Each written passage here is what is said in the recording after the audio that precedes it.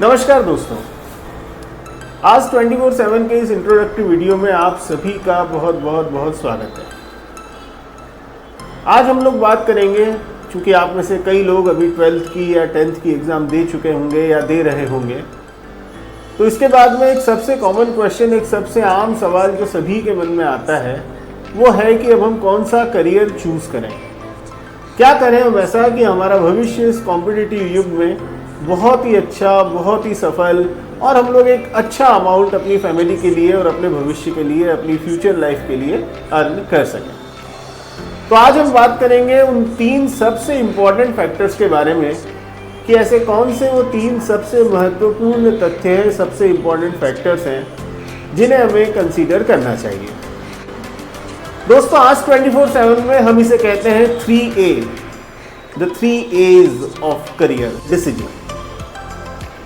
ये 3 A जो हैं, A which is the first alphabet in our English language, ये 3 A आपके भविष्य की दशा और दिशा तय करने में सबसे महत्वपूर्ण भूमिका निभाते हैं।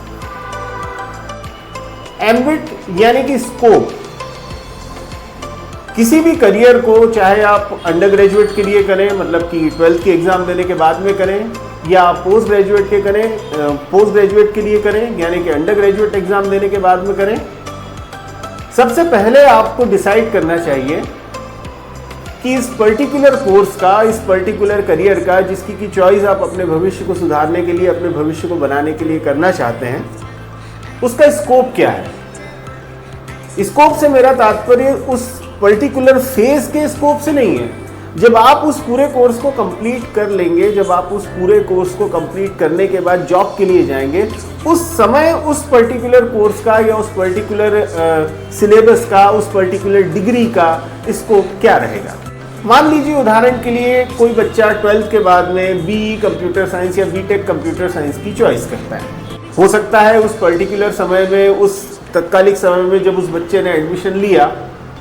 उस समय BE या BTech कंप्यूटर साइंस का स्कोप बहुत अच्छा है, बहुत सारी सॉफ्टवेयर कंपनीज उसे जॉब दे रही हैं, बहुत अच्छे पैकेजेस मिल रहे हैं, करोड़ों के पैकेजेस मिल रहे हैं। उसे देखते हुए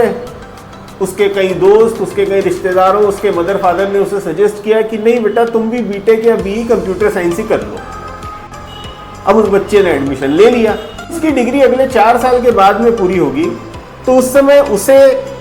सलाह देने वाले या उस बच्चे को गाइड करने वाले लोगों ने उसे ये नहीं बताया कि बेटा इस पर्टिकुलर कोर्स का स्कोप हमें 4 साल के बाद में देखना है।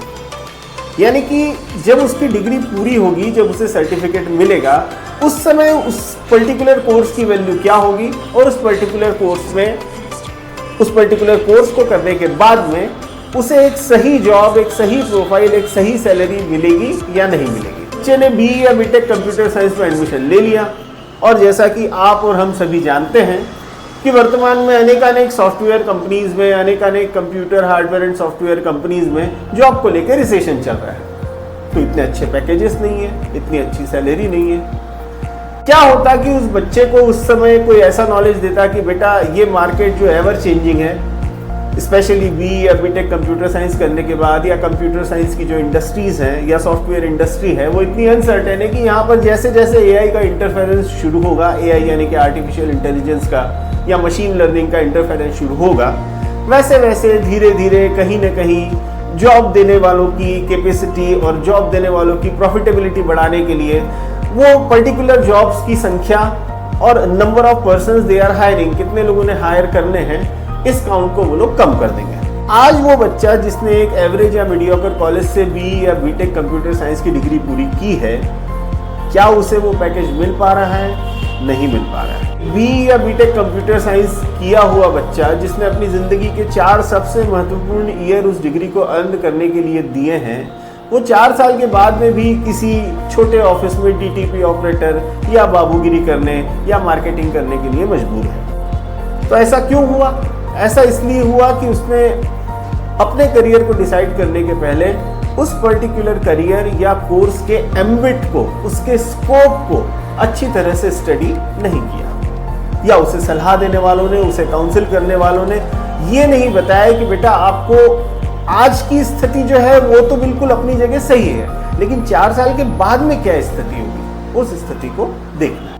तो आप सभी जब भी अपने लिए किसी करियर को डिसाइड करें, अपने लिए किसी कोर्स को डिसाइड करें, तो उसके स्कोप को आप वाइडली चेक करें। उसके स्कोप को चेक करने के लिए आप अलग अलग वेबसाइट्स का सहारा ले सकते हैं और स्पेशली एक सही काउंसलर का चुनाव करके और आप उनसे मिलके उस स्कोप को, उस पर्टिकुलर कोर्स के फ्यूचर स्कोप को और उसके एम्बिट को आपको पहले निर्धारित करना है और उसी के आधार पर उस कोर्स का चयन अपने भविष्य को सुधारने के लिए करना चाहिए। दूसरा जो सबसे महत्वपूर्ण फैक्टर आता है वो आता है आपकी एबिलिटी यानी कि योग्यता। दोस्तों एक बात का हमेशा ध्यान रखिए, दुनिया में सबसे झूठ बोलिए लेकिन अपने आप से झूठ मत बोलिए। ये हमारे बड़े बुजुर्ग भी कहते हैं, हमारे एल्डर्स भी कहते हैं और कई हमारे पुराने ग्रंथों में भी लिखा है कि रोज सुबह उठ के जब आप आईना देखते हैं तो आपको हमेशा अपनी एक असली परछाई, एक असली चेहरा आपको दिखता है और उस चेहरे में आप ये निर्धारित करते हैं कि यार आज मुझे क्या करना चाहिए, आज मैं कैसा लग रहा हूं। तो आपको कभी भी अपने आप से झूठ नहीं बोलना चाहिए। आपकी एबिलिटी का सबसे सही असेसमेंट आप स्वयं कर सकते हैं। तो ये जो दूसरा ए है यानी कि एबिलिटी यानी कि आपकी स्किल, इसके ऊपर सबसे ज़्यादा सबसे सही विचार और सबसे सही डिसीजन आप स्वयं तो कर ही सकते हैं, साथ ही आप किसी एक्सपर्ट की, अपने टीचर की, अपने मदर फादर की और जिन लोगों ने आपको कम से कम 2 या 3 साल तक पढ़ाया है, आपको देखा है, उनकी भी आपको राय लेनी चाहिए। प्रोफेशनली आप इसे DMIT या साइकोमेट्रिक टेस्ट के द्वारा भी असेस कर सकते हैं कि आपकी क्या स्किल है, आपकी क्या एबिलिटी है। एक अच्छे करियर काउंसलर के पास जाके उसके सवालों के जवाब देके, उसकी क्वेश्चनरी को समझ के और आप आंसर दे के उससे अपना पूरा असेसमेंट, पूरी एबिलिटी का असेसमेंट करवा सकते हैं। दोस्तों हमने कई बार देखा है कि एक बच्चा एक कोर्स की चॉइस कर लेता है लेकिन 6 महीने के बाद, साल भर के बाद उसे वो कोर्स छोड़ना पड़ता है क्योंकि वो उस कोर्स से संबंधित एग्जाम्स को पास नहीं कर पाता, उसमें वो फेल हो जाता है। तो इसके पीछे क्या कारण है? इसके पीछे रीज़न ये है कि उसने उस कोर्स को स्टार्ट करने के पहले, उस कोर्स में एडमिशन लेने के पहले अपनी एबिलिटी का असेसमेंट नहीं की। तो आप सभी लोगों को, आप सभी विद्यार्थियों को, आप सभी करियर एंथुजियास्ट लोगों को मेरी यही सलाह है कि कम से कम अपनी एबिलिटी और अपनी स्किल के बारे में अपने आप से ईमानदार हो और उसका एक प्रॉपर असेसमेंट करके ही आप किसी भी करियर को, किसी भी कोर्स को अपने भविष्य के लिए चूज करें। जो तीसरा ए है करियर को डिसाइड करने में, कोर्स को डिसाइड करने में, उसे हम कहते हैं अफोर्डेबिलिटी। दोस्तों ये एक ऐसा फैक्टर है जिसके बारे में विद्यार्थी जीवन में हम लोग इतना ध्यान नहीं देते हैं क्योंकि भारतीय सभ्यता में हमें प्रोटेक्ट करने के लिए, हमारे खर्चे उठाने के लिए हमारे माता पिता या हमारे गार्जियन होते हैं। तो बीइंग ए स्टूडेंट, एक 10th पास स्टूडेंट या एक 12th पास स्टूडेंट का विजन, उसकी सोच उस अफोर्डेबिलिटी फैक्टर तक नहीं जाती। अपने पेरेंट्स के ऊपर प्रेशर डाल के, अपने दोस्तों को देखते हुए या अपने दोस्तों की नकल करते हुए या अपने पास पड़ोस की नकल करते हुए कई बार हम लोग कुछ ऐसे महंगे कोर्स, बहुत स्पष्ट शब्दों में बात करें तो कुछ ऐसे महंगे कोर्स की चॉइस हम लोग कर लेते हैं जो कि हमारी फैमिली की इनकम, हमारी फैमिली की अफोर्डेबिलिटी और उस कोर्स की कॉस्ट इतनी अधिक होती है कि हम उस कोर्स को पूरा नहीं कर पाते। एक बहुत ही छोटे से एग्जाम्पल से मैं आपको समझाता हूँ। मान लीजिए एक विद्यार्थी है, उसके पिताजी एक क्लास 4 करते हैं, क्लास 4 सर्वेंट हैं, उसकी एनुअल इनकम है 10,000 रुपये या 12,000 रुपये प्रति माह। अब आज के इस महंगाई के ज़माने में 10 से 12,000 रुपये प्रति माह में एक परिवार का खर्चा नहीं चलता। अब उस बच्चे की बहुत इच्छा है कि भाई मैं तो किसी अच्छे मैनेजमेंट कॉलेज से MBA करूं या किसी अच्छे प्राइवेट मेडिकल कॉलेज से MBBS करूं। फीस देखी तो MBBS की फीस है लगभग 15 से 20 लाख रुपए साल, MBA की फीस है लगभग 8 से 10 लाख रुपए साल। ऐसे किसी भी पाठ्यक्रम में प्रवेश लेने के लिए उसने अपने पेरेंट्स से बहुत जिद करी, चूज कर लिया, उसने करियर चूज कर लिया कि भाई मुझे किसी X कॉलेज से MBA करना है, उस X कॉलेज की फीस है 6 लाख रुपए साल, तो मुझे तो करना है।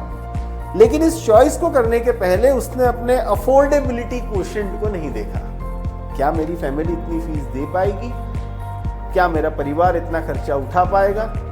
क्या मैं अपने शहर से बाहर जाके हॉस्टल में रह के हॉस्टल के खर्चे, फीस के खर्चे, सभी चीज़ें मैं उठा पाऊंगा? या क्या मैं इस बात के लिए तैयार हूँ कि मैं आज अगर किसी दूसरे शहर में चला गया, किसी ऐसे महंगे कोर्स को मैंने ऑप्ट कर लिया, तो मैं स्वयं अपना खर्चा उठा सकता हूँ?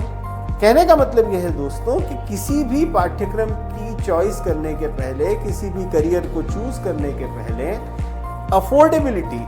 यानी कि उस कोर्स की फीस भरने की, उस कोर्स को पूरा कर सकने की आपकी आर्थिक क्षमता कितनी है, उस पर भी विचार करना बहुत बहुत बहुत आवश्यक है। अन्यथा होगा यही कि एक साल तो फीस भर देंगे, दूसरे साल फीस भरने के पैसे ही नहीं है। या कई प्रकार की छात्रवृत्तियों पर डिपेंड होकर भी कई बच्चे एडमिशन ले लेते हैं कि भाई ठीक है, आधी फीस हम जेब से भर देंगे, आधी फीस हम छात्रवृत्ति से भर देंगे। लेकिन छात्रवृत्ति आपका अधिकार नहीं है, छात्रवृत्ति आपकी सुविधा है। हो सकता है किसी कारणवश आपको एक साल मिले लेकिन अगले साल ना मिले,